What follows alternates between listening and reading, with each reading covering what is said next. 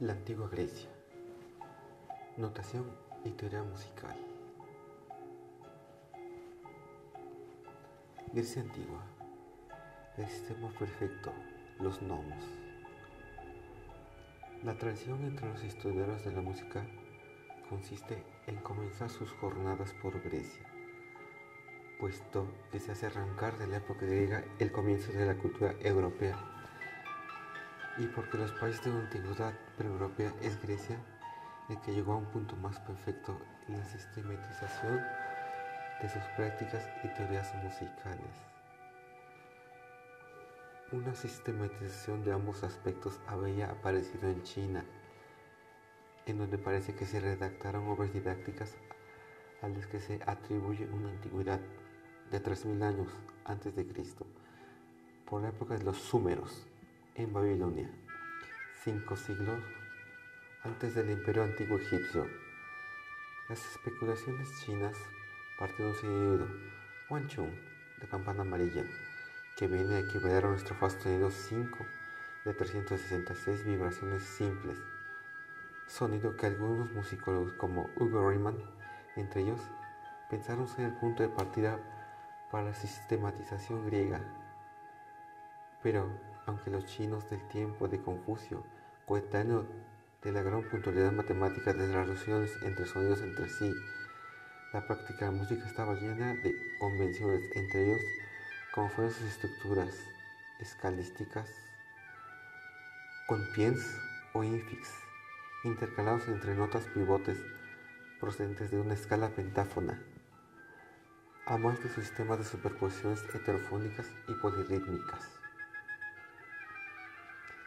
Los piens introducen los semitonos en una escala pentáfona antihemitónica, por ejemplo, fa, sol, la, do, re.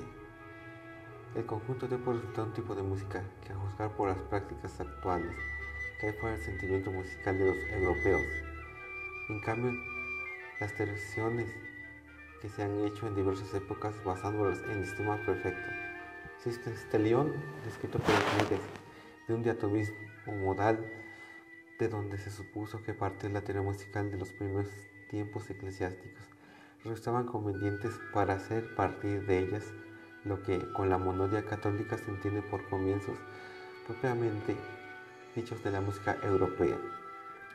Este procedimiento olvidaba voluntariamente que la música fue un arte practicado en la Grecia del archipiélago, tanto como en la del continente mucho antes del tiempo de Euclides. Desde los tiempos en los cuales Olén inventó el hexámetro en el que se cantaban los himnos homéricos hasta Euclides, pasaron varios siglos, y desde Euclides hasta Plutarco, otras autoridades de gran prestigio para los teóricos europeos, transcurrieron varios más, de manera que puede decirse que la música griega tuvo un periodo no menor de 15 siglos para hacer sus primeros ejercicios, para ascender a la perfección de su sistema y de caer en el modernismo y otros excesos tiempo antes de llegar la nueva era, a la cual ya pertenecía Plutarco.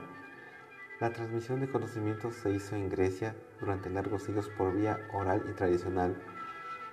Cuando los teóricos comenzaron a hablar de la música de tiempos muy remotos, ya para ellos, lo hicieron según la propensión general y constante, aplicando a lo que sabían del pasado sus propios puntos de vista y el resultado de sus propias experiencias. Con ello, las divergencias en las definiciones y las conclusiones, la falta de sincronismo, el desajuste entre la teoría y la práctica vino a constituir un enredo poco menos inextricable que los musicólogos recientes procuraron poner en claro a la luz de sus propias ideas, de sus conceptos y experiencias modernos que nada tienen que hacer con la práctica viva de los griegos antiguos. La notación musical griega se desarrolla en varias etapas de la historia antigua. Abarca la escritura melódica y rítmica, dejando la dinámica y la tímbrica sin notar, como en todas las notaciones musicales antiguas. Notación melódica. La notación melódica se presenta en dos formas, tradicionalmente llamadas notación instrumental y notación vocal, aunque se conocen fragmentos de música vocal escritos en notación instrumental. Características. Es una notación semialfabética, compuesta de caracteres de tipo letra o símbolos. Adiastémática. No representa gráficamente, verticalmente las alturas. Arrítmica. No incluye la dimensión rítmica en la nota melódica. Aquí podemos ver unos símbolos, lo que es la consistencia vocal, la consistencia instrumental y una aproximación a los sonidos representados de forma moderna.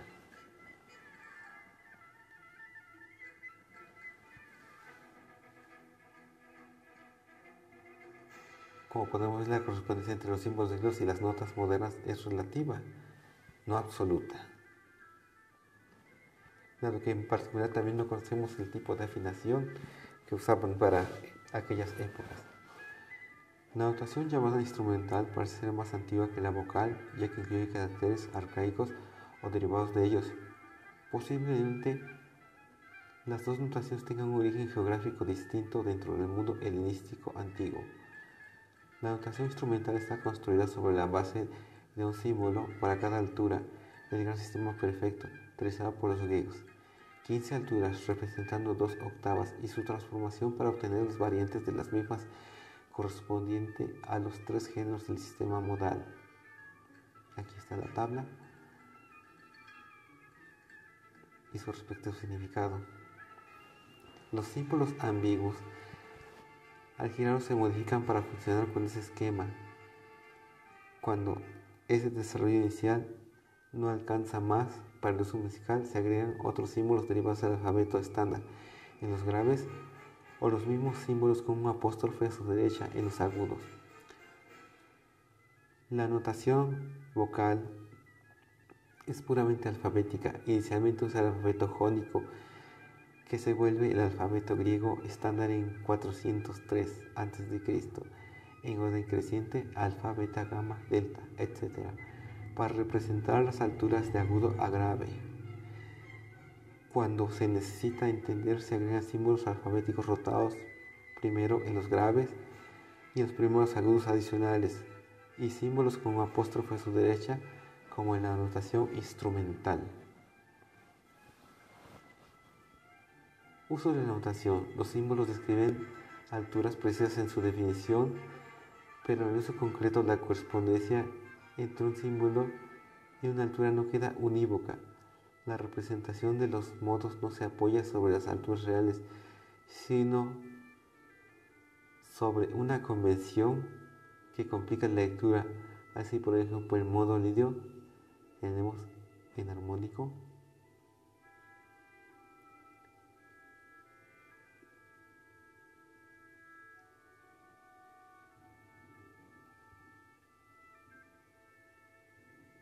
diatónico, cromático. Como podemos apreciar en esta tabla, también contemplaban fracciones tonales, no solamente los semitonos, sino más allá, cuestiones microtonales, cuartos de tono. La convención se construye sobre el género enarmónico. El género diatónico usa el primer grado libre enarmónico de cada tetracordeo para representar su primer grado libre.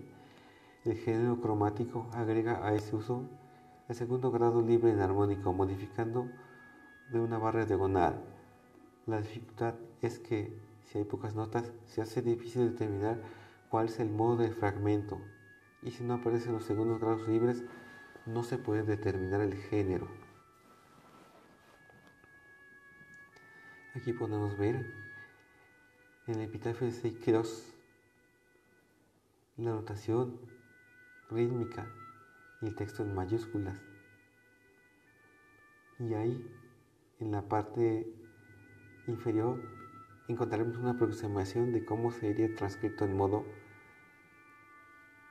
contemporáneo, actual.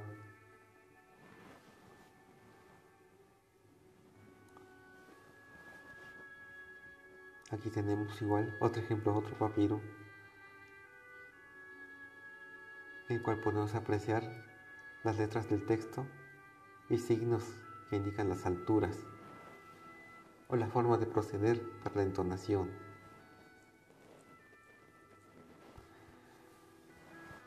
Notación y concepción musical.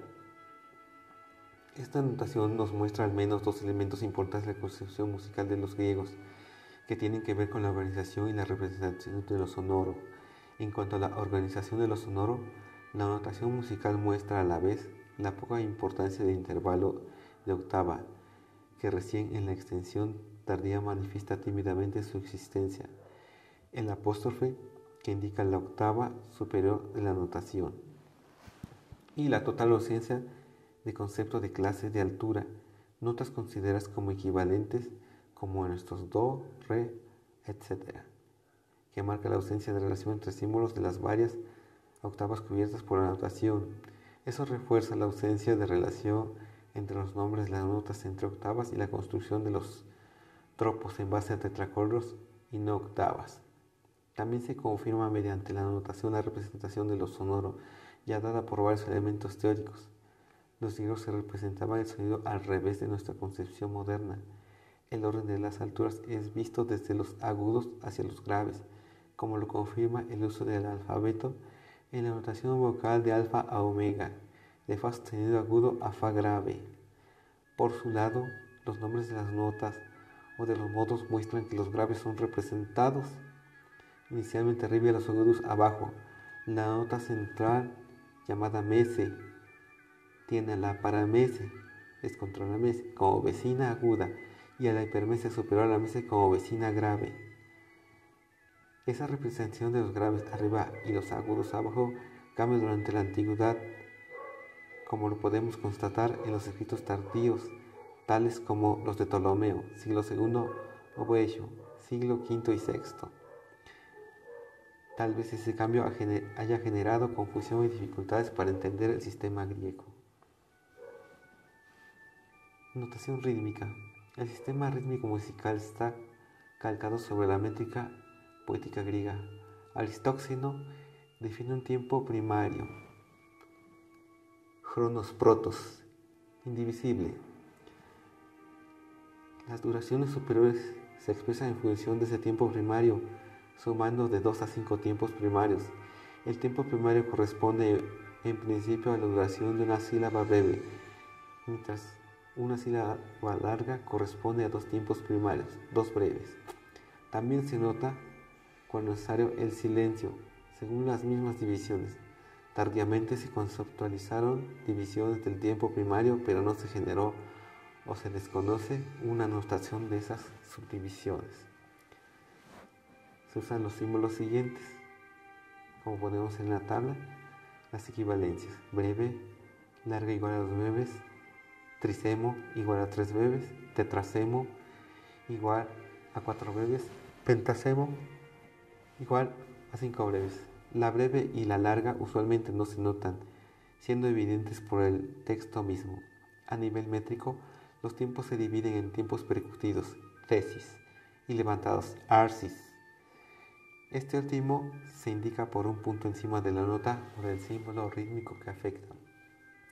Arsis no es acentuado. Las divisiones estructurales de la frase musical se indican por diversos tipos de líneas, como se ve ahí. Esto que parece una C invertida, un vínculo y una paralela, un pi. Cuando varias notas se aplican a la sílaba, se usa el ufen para ligarlas. La escala fundamental de los griegos de la antigüedad era la dórica, re, mi, fa, sol, la, si, do, re. Sin embargo, mientras que la escala moderna es esencialmente ascendente, la doria era descendente. Subirla era, a ojos de los griegos, emplearla al revés.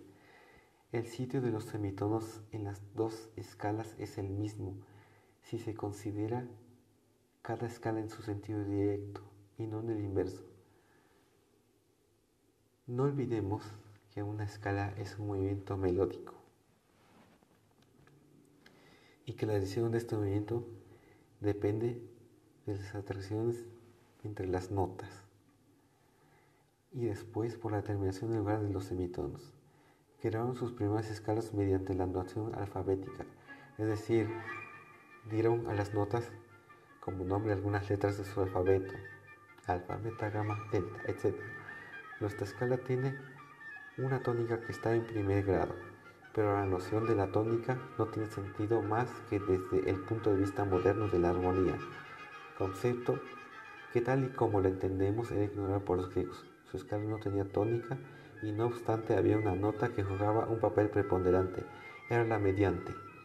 En la escala dórica, la mediante era el La. Su nombre se debía a su posición casi central y su importancia se debía a que la mayoría de las relaciones melódicas se percibían directa o indirectamente en relación con ella.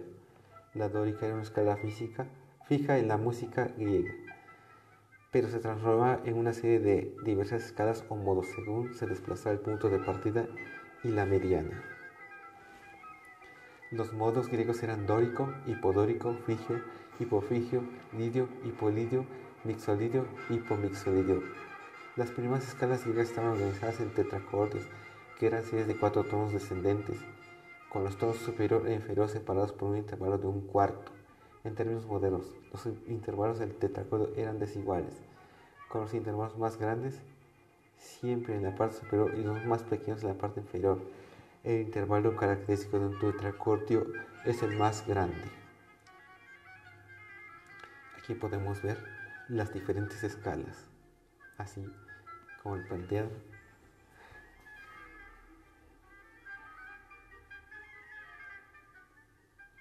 Sería del nombre alfa, beta, gamma, delta, epsilon, zeta, eta, iota, hasta ese nombre.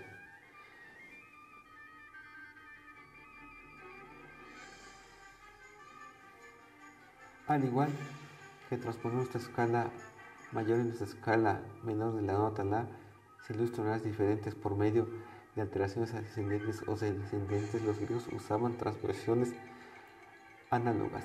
Sabían incluso modular a la quinta inferior por medios puramente melódicos. Hasta aquí la exposición del sistema musical griego. Conforme a su forma más antigua, al que los griegos denominaban género diatónico, debido a que era en el que las cuerdas de la lira alcanzaban la máxima tensión y que se caracterizaba por la disposición siguiente los intervalos en el tetracordio inferior de la escala La, Sol, Fa, Mi.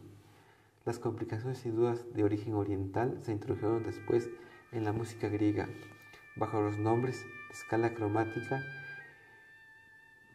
y de escala enarmónica. La cromática se definía por la disposición siguiente del tetracordio inferior de la escala La, Fa sostenido, Fa natural, Mi. En cuanto a la escala cromática, muy diferente de la manera introdujo en la escala el cuarto de tono.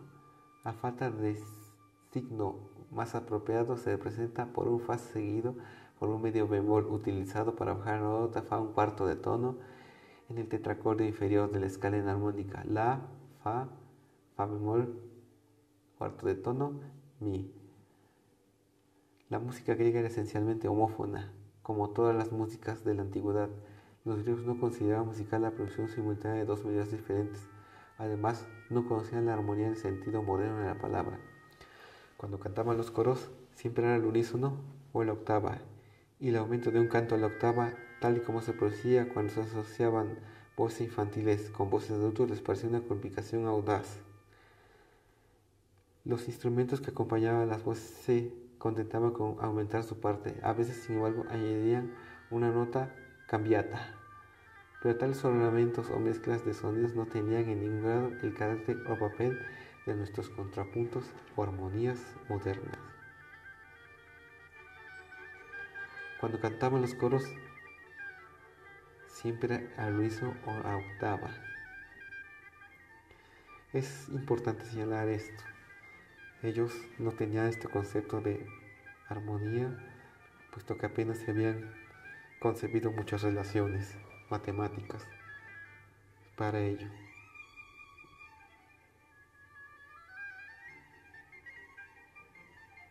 Aquí presentamos la bibliografía. Agradecemos su atención.